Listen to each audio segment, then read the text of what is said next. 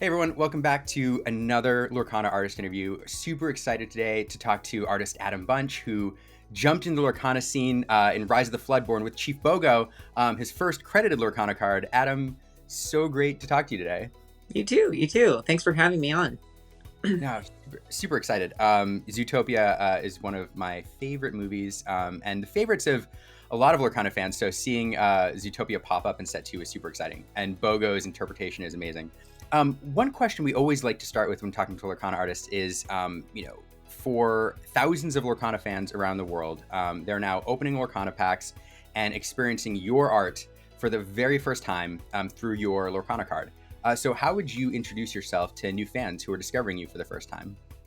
Well, hello everyone. My name's Adam Bunch, and I am a freelance character designer and illustrator. And I'm new on the Lorcana scene ish. Um, I This is my first illustration for them. I'm excited to see what the future holds in terms of any future cards that might come out from me that you might see. Not sure when or where or how you'll see them, but We'll be looking for him. yeah, exactly. But yeah, so the kind of work that I typically do is all character design, a little bit of creature design. My style leans into the whimsical, and I like visual storytelling. I like adding some type of a visual narrative into all of my pieces, whether it's a static character design or a whole scene. Honestly, like that's so well put. Like, for anybody who is not following Adam on socials, who's watching this, you should go follow him on Instagram right away, because what you say about each one of your pieces, the whimsy and the narrative, it's so true. Even like static pieces, you can see where you've put that character in some sort of context, telling some sort of story, and it makes your pieces just so fun. Thanks. Yeah, no, I love it so much. So, according to some your bio, you've been drawing since you could hold a pencil, Uh-huh. and I know both your parents are creatives and artists. When did you know that you wanted to make art a career?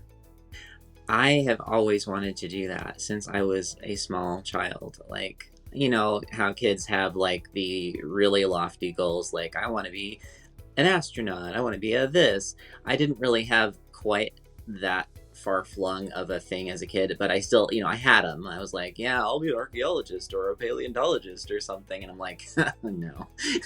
But, like I was kind of a realist from a really early age there. I was like, no, let's center our goals towards something creative and something that I know that I can do. And as a kid, I knew I wanted to be drawing pictures that were going to be used for film and TV. And probably my biggest inspiration as a kid that made me want to get into um, animated film specifically for character design was The Little Mermaid. Really? Yeah. I was 6 at the time, and it just floored me. I mean, it was like the intro into the basically the Disney Renaissance, and I was like there for it. Amazing. It is funny how much The Little Mermaid. I don't know if it's the time period or the subject matter or what, but it's amazing how much it resonates with a lot of artists. What was it for you about The Little Mermaid that drew you in? It was a lot of things, like thematically, that it was like a really big, like, personal introspection thing. Before I knew what introspection was, I was just like, I don't know why, but I feel so connected to this. And as I got older, I started to kind of figure out more of that, like, why did I connect?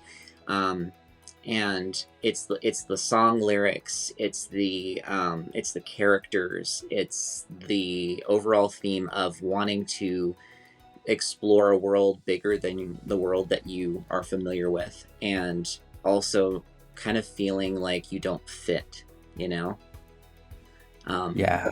but wanting a place where you feel accepted, and so that was very much something that resonated with me and still does. That's amazing. Yeah, it's amazing. So Disney, part of your artistic journey and part of what inspired you to get into, art as a profession. So the fact that you can work on Lorcana now, I mean, it must be super cool, full circle. It's kind of unreal. Like when I will admit, when I got my very first like email reaching out to me about it, I had not I was aware that it was happening, that the game was happening and that it was a thing, but I was aware of it in the same way that one is aware of Pokemon cards existing and things like that. And so I didn't even think in my wildest dreams like, oh, I could apply and maybe they would like my art. And so I never did apply. I was just emailed, and I initially thought, okay, this might be too good to be true. Let's investigate this, because in the past I've had people reach out to me, and I've one or two things I was like, okay, this isn't actually legit upon further investigation. And apparently that is a common thing. And so being kind of hip to that, I was like, okay, I'm gonna do a little background check here on the socials and the various people, and talk to a couple other artists and be like, okay, so I know you did art for them, so is this the person? And they're like, yeah, it's really great, it's totally above board. I'm like, okay, cool. So continued dialogue with them, and then they were like, we really would like to see you on board with this, if it's something that you're interested in doing, because we think your art is perfect for it. And I mean, the rest is history. But it's like, it was definitely like, I'm still pinching myself. So It's funny, like your reaction to receiving that email is similar to other artists we've heard, where they're like, yeah, like this random Disney project that's under NDA that nobody can talk about, this doesn't sound real. Or alternative, like Ravensburger wants me to draw something for Disney. It's going to be on a puzzle or a mug or something. yeah. And then it turns out that, it's this big thing. Mm-hmm. That's pretty funny. So I do think, one of the things that probably puts you on their radar, because it's the same for several other artists that we've talked to, as your participation on social media. Particularly, like, you're really, really prolific when it comes to drawing challenges. And I'm sure this is something that comes up a lot with, when you talk to people. But, for right now, for those not following, you're a big participant in December, which is a Disney December drawing challenge. And your pieces there have just been fantastic. But then you're also well known for your participation in Mermay. And I believe you won the contest in 2013, was it? No, it was this year. This year? Yeah. Oh, I missed the 3 up. Yeah. That's fantastic. Congratulations on that. And I'm honestly not surprised at all. What is it? So, what is it about like drawing challenges that draws you in? Why do you participate in so many? And it doesn't really feel like that many to me, but it's really more like it's the most I've drawn, I think, on a daily basis, with like real, like making it like a job, kind of like Lauren and Whitney have said, making it like a job. It's the most I've done like that in as long as I can remember, honestly. I mean, I always want to draw. I'm always thinking of creative ideas and drawing, but a lot of times there's not been, in the past, there's not been a lot of consistency to that. And so having a drawing challenge is just such a great way to get more consistent with your art and get more self-discipline, but in a way that doesn't feel like work. At least not initially. But by day 20 you're like it doesn't feel like drudgery, and in the minute it starts to feel like drudgery, you either have to take a break or you have to pivot. And so like last night I was having a heck of a time. I was doing Cinderella yesterday. I started it the night before. So lately I've been kind of like, if I can finish it like by 2 or 3 o'clock in the morning and then post it, because I don't really pay attention to when I post stuff. It's just like I post it, it gets seen, it doesn't get seen. But I was like, okay, I can't come up with something really like clever to outdo myself, because my goal is always to try to outdo myself in some way. I don't know why. I think I like torturing myself. So, Cinderella, I was like, okay, well, we'll draw Gus as a horse. That'll be fun because I love Gus and I love the scene where mice are horses. Um, and I like to draw horses. But then I'm moving into Hades. I was working on that last night, and I went through so many variations on a theme until I finally landed on something. And sometimes it's the simplest thing that makes the best idea. And I was thinking I was overcomplicating it in my head, and so it's just like, no, you have to. Let's just simplify. But yeah, as far as drawing challenges, I really enjoy doing them because they offer, with those prompts, it's like somebody has cleverly come up with some great, like, interpretive words that you can use. Sometimes it's really hard for artists. We don't have the words to come up with the idea all the time. We can't always be on. And so it's almost like you need that extra little push from somebody outside saying, what about you draw this? So. Yeah. No, I think that's great. One of the things that I like about about watching drawing challenges and following artists' journey through them is, when an artist posts an image, that they've done, sometimes it's a fantastic image, and we appreciate it, but you don't necessarily see kind of the journey, like the genesis of that image, what started it and what the inspiration was, etc. So when you're like, all right, this image was created because this team of artists put together this prompt, and in this month it's supposed to be Disney inspired and it's snow. And then seeing how an artist took that and in a short amount of time created, the final piece is fascinating. Because you kind of, even though you don't see like that internal journey the artist went on, you understand the start point and then you see the end point, and that's kind of cool. Mm-hmm. I don't know. I love that come up. So one thing I noticed about, you described your artistic inspirations before, and you have, coming from as a Disney fan, you have some not surprising names on there: Glenn Keane, Corey Loftus, and then you have some other artists who are not, I would describe as Disney artists at all, like Frank Frazetta, who I would argue is almost, the opposite of Disney in terms of the gritty realism. Oh yeah. And it's fascinating. So how do so many different like styles like come together in your work like that? Like I don't know. I just find that the broad range of inspirations interesting. Yeah. Well, a lot of it has to do with, like, when I was younger, I really wanted to get into, like, live action films really inspired me. I'd put something on my stories recently about that and how, like, I love animation and animated films, but for whatever reason, like, I'm surrounded by peers who connect more with characters and stories from animated films.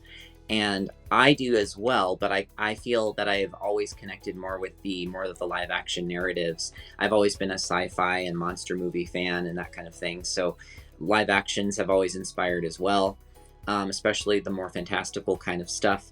And then, outside influences. My father, when he was growing up, Frank Frazetta was huge, like book covers on everything in like the 70s, 80s.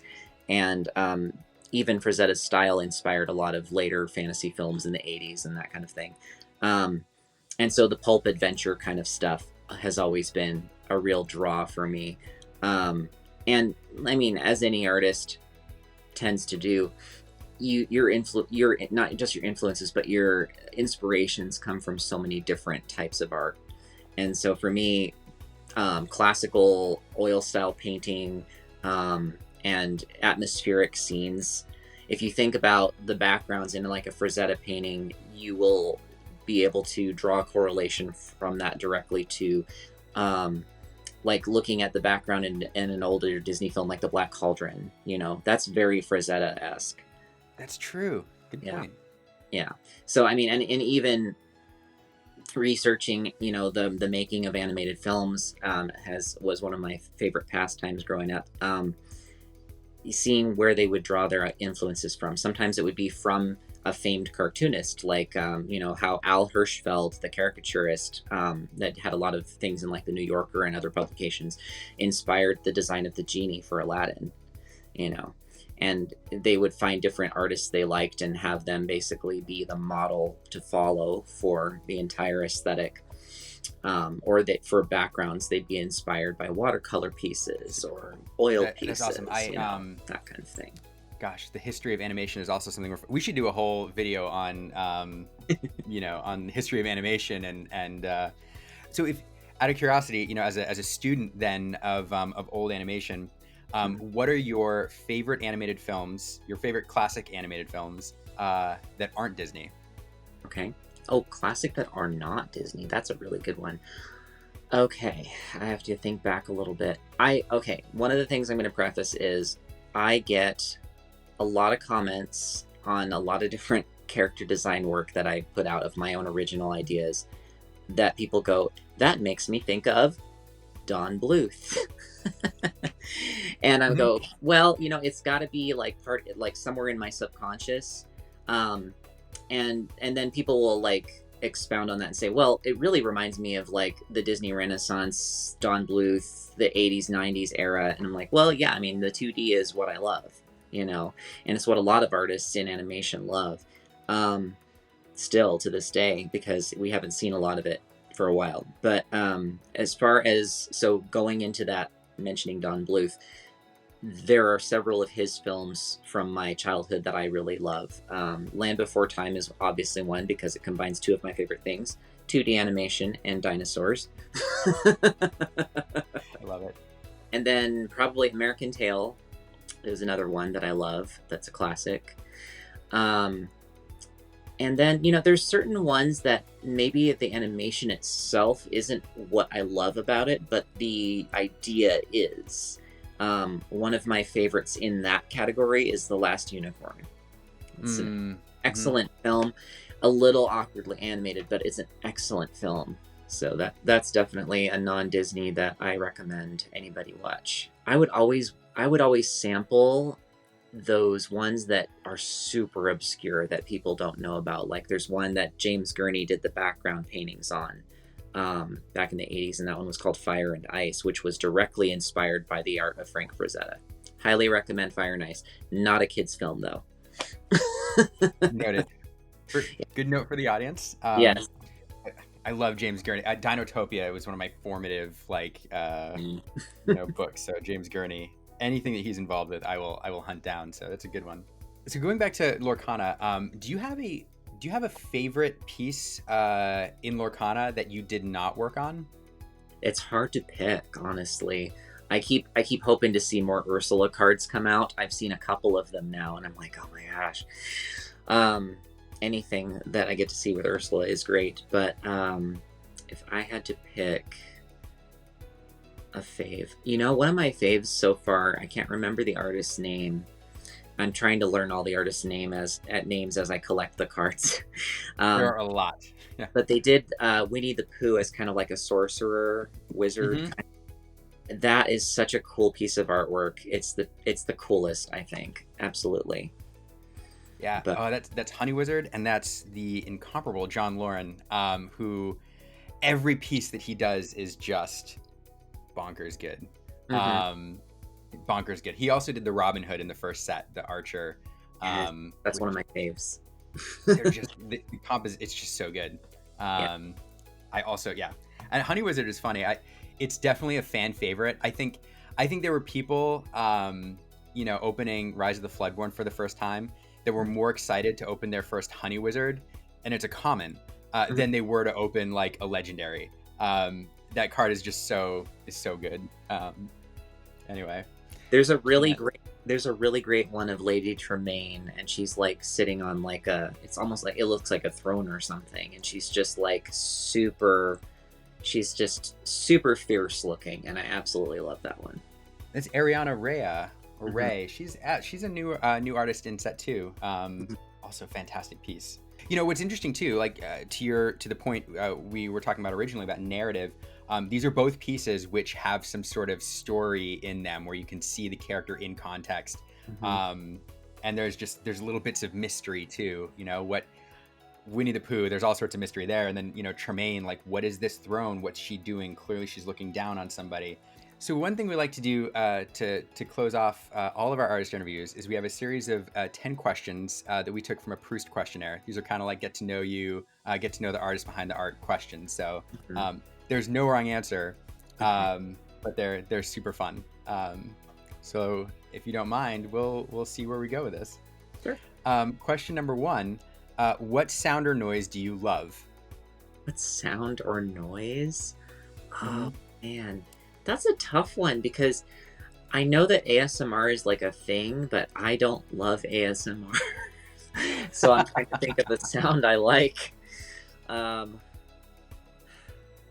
I guess I like short little burst kind of sounds. Like it's odd, but one of the sounds I actually like is the haptic sounds when people have their haptics turned on their phones, like the little pop Mm-hmm. click sound. That kind of thing I like. Um, a lot of little sounds kind of annoy or cause a disturbance of some kind because I like quiet. But no, I mean, that's at least one I could say. All right, well, you've teed up the next question perfectly. What sound or noise do you hate? Oh, God.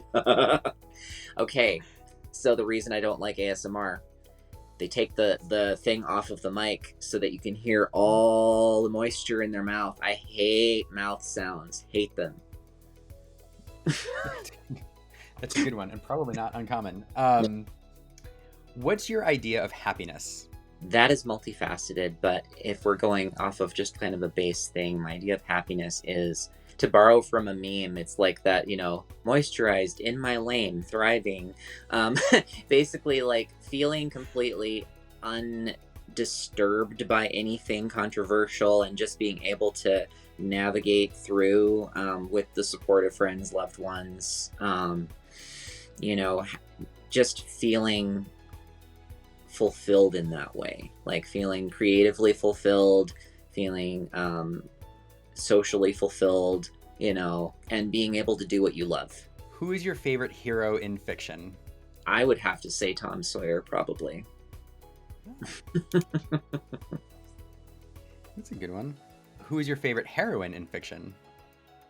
Ooh, okay, this is even more fun because I prefer a strong female lead. My favorite heroine in fiction, it's still going to be both the Disney version and the Hans Christian Andersen version of The Little Mermaid. She is my favorite heroine because she basically puts it all on the line, and that's probably the biggest risk and boldest thing any character could ever do. What talent would you most like to have? Probably to go to bed at a decent hour and be a morning person.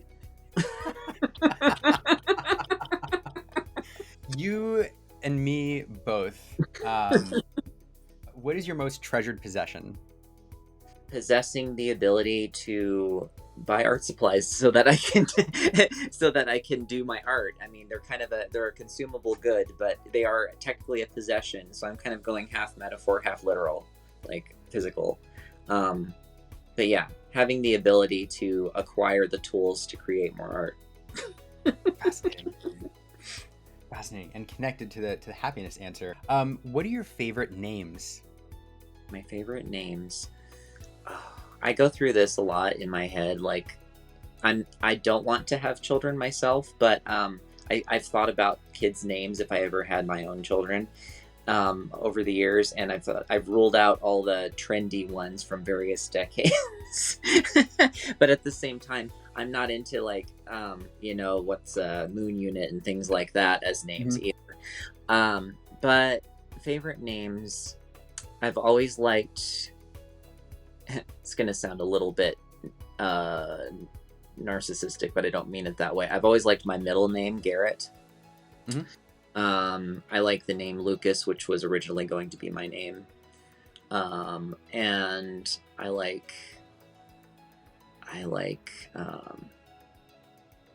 the name Ariel. I'm going back to Little Mermaid again. It's a beautiful name. It is interesting. We ask that question a lot, or of every artist, and more often than not, the names that people choose, sometimes it's like the sounds that they like. The name sounds pretty. Most of the time, it's a name that has some sort of meaning, and so like the story behind it. And so artists oftentimes will choose their own names. for that reason. Like, because there's a story there, and a connection, and I don't know. It's an interesting question. When we first added it to the list, we're like, nobody's gonna have an answer for this. Everybody has an answer. Some people think about it for a minute, but I don't know. Anyway, I ramble. What is your motto? Find a way to be creative every day, and don't let the world get you down. Because we live in a world that is trying to get you down like daily. And having a creative outlet is really, really super important, no matter what that creative outlet is. So always find time in your day and every day to be creative. Last question. What is one question we didn't ask you that you wish we would have? What I was going to have for lunch. What are you going to have for lunch? I don't know, honestly. You're looking for hints or suggestions. It might be pancakes, honestly, because it's Sunday. That's brilliant. There's no wrong time for pancakes, I feel like. It's so true. Pancakes are an anytime food. Especially if you're not a person. It's my first meal. That's fair. Anyway, Adam, thanks so much for the time. This was such a treat. I hope we can do this again, and we're looking forward to seeing many more Lorcana cards come out in the future. Well, thanks for having me. It's been really fun. I loved your questions. That was great.